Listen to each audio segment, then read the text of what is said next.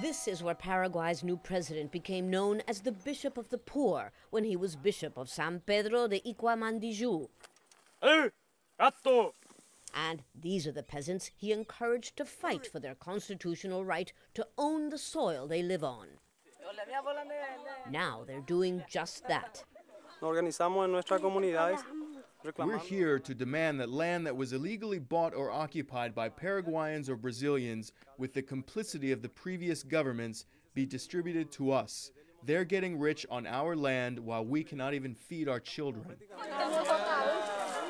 All along this road in San Pedro del Norte, the country's poorest region, scores of landless peasants have set up camp in front of large private farms, threatening to overrun them if they don't get satisfaction.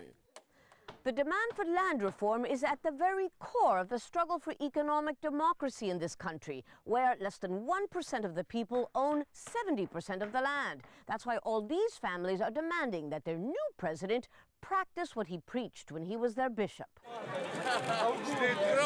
Fernando Lugo has promised to redistribute land, but he's also vowed to respect private property as long as it was purchased legally, a delicate balancing act.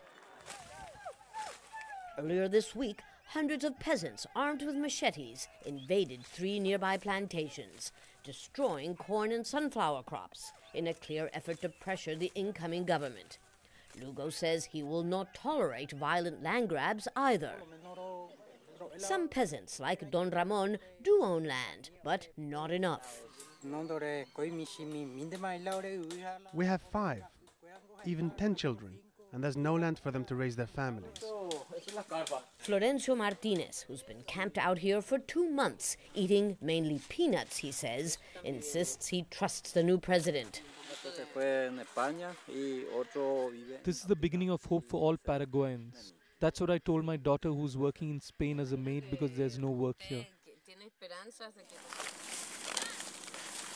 Just across the road, women and children pick up leftovers in this large cornfield already harvested by its wealthy owner, while they hope and wait for land of their own.